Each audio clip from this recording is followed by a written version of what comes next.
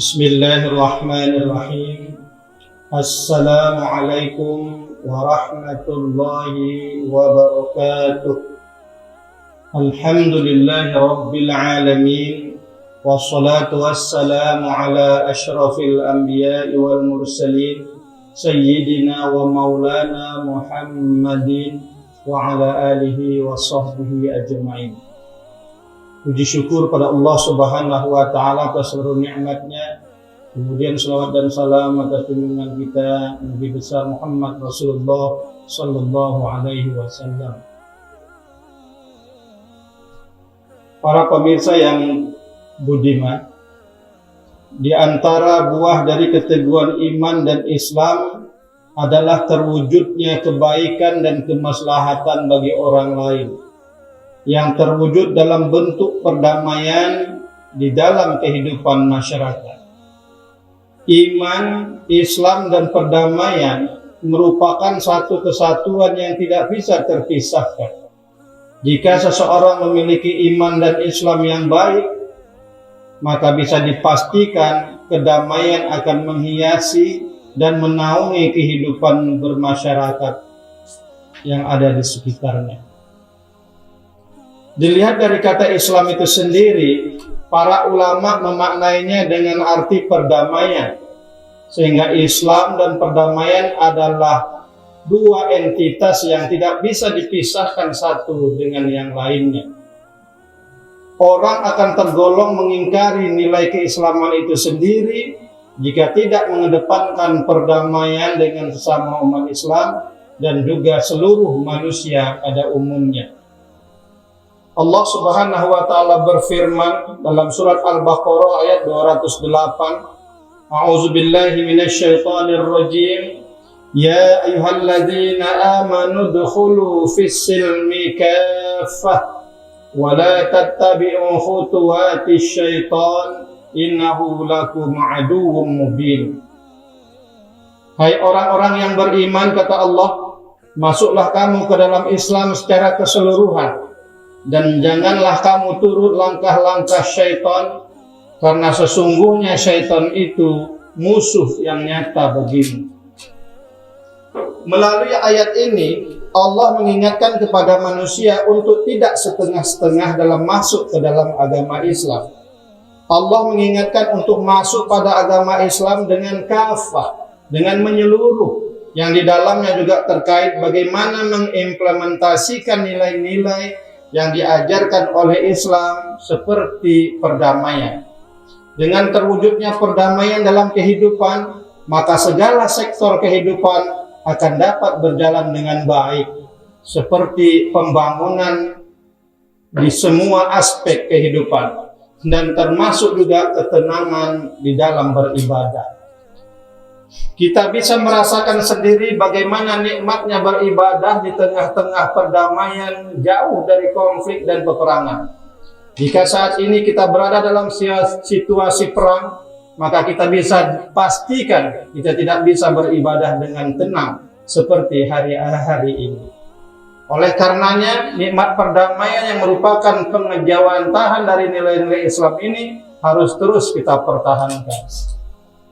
Bukan hanya mendapatkan efek positif dalam kehidupan dunia saja, perdamaian juga merupakan sebuah sikap yang memiliki nilai pahala. Rasul sendiri menyebutkan bahwa ketika seseorang mampu mewujudkan perdamaian, maka pahalanya akan bisa melebihi pahala sholat, pahala zakat, juga pahala sedekah. Sebagaimana ditegaskan oleh Rasul sallallahu alaihi wasallam melalui hadis yang diriwayatkan oleh Abu Dawud At-Tirmizi. Ala ukhbirukum bi afdhala min darajati shalah wasiyam wassadaqah. Qalu bala. Qala islahu zatil bain wa fasadu zatil bain hiyal al-haliqah. Maukah jika aku kabarkan kepada kalian, kata Rasulullah, sesuatu yang lebih utama pahalanya, derajatnya dari derajat puasa, dari derajat sholat dan derajat sedekah?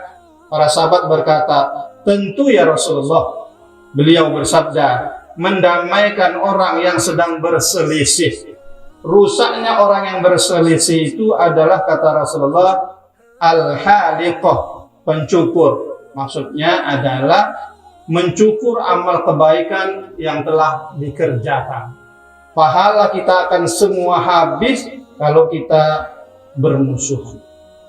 Dari hadis ini kita bisa mengetahui bahwa Nabi Muhammad sangat mendorong kita untuk mampu menjadi juru perdamaian. Hal ini selaras dengan misi Nabi yang merupakan penyempurna akhlakul karimah. Orang yang mengedepankan perdamaian memiliki akhlak yang baik dengan memberi tauladan untuk menebar kasih sayang dan menghindari yang namanya permusuhan. Terlebih di negara kita ini yang telah ditakdirkan oleh Allah Subhanahu wa taala menjadi sebuah bangsa yang penuh dengan keanekaragaman suku, keanekaragaman agama, budaya dan adat istiadat. Prinsip perdamaian dalam perbedaan harus terus kita pegang dan semai bersama. Bukan hanya saat ini saja, namun para generasi penerus juga harus mampu meneruskannya. Bukan kepada sesama umat Islam saja, namun kepada seluruh masyarakat yang ada dalam negara kesatuan Republik Indonesia yang kita cintai ini. Kita perlu mengingat firman Allah Subhanahu wa taala dalam Al-Qur'an surat Al-Hujurat ayat 13. A'udzu billahi minasyaitonir rajim. Ya ayuhan nas, inna khalaqnakum min dzakarin wa untha wa ja'alnakum syu'uban wa qabaila lita'arafu inna akramakum 'indallahi atqakum innallaha 'alimun khabir. Wahai manusia, kata Allah, sungguh kami telah menciptakan kamu dari seorang laki-laki dan seorang perempuan. Kemudian kami jadikan kamu berbangsa-bangsa dan bersuku-suku agar kamu saling mengenal. Sesungguhnya yang paling mulia di antara kamu di sisi Allah ialah orang yang paling bertakwa. Sungguh Allah Maha mengetahui lagi Maha teliti. Para pemirsa yang terhormat, Islam dan iman yang kuat akan terlihat juga dari sikap saling menghargai. Berbagai macam perbedaan yang melekat dalam diri masing-masing adalah salah satu perintah Allah yang harus kita jalankan dengan sepenuh jiwa. Memang kita diciptakan dengan beragam perbedaan, mulai dari perbedaan bangsa, suku, bahasa, hingga agama. Perbedaan merupakan keniscayaan yang tidak bisa kita hindari.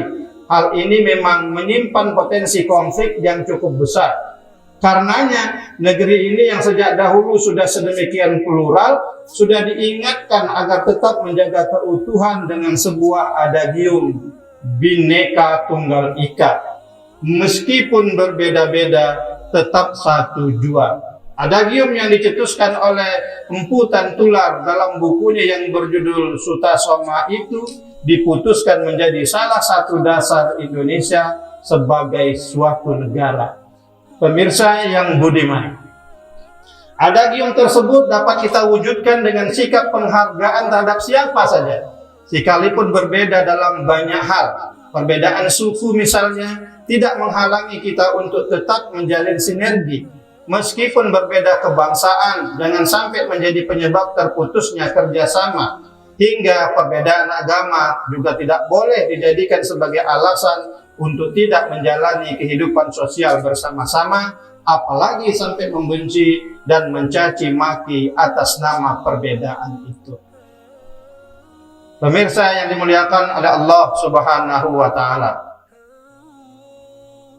Islam, iman adalah dua kata kunci untuk meraih kesuksesan di dalam bertindak secara sosial di kehidupan bermasyarakat, berbangsa dan negara. Mudah-mudahan ceramah singkat ini bisa menjadikan kita lebih baik dari hari-hari yang lewat, dan mudah-mudahan kedepannya bisa lebih baik dari hari ini.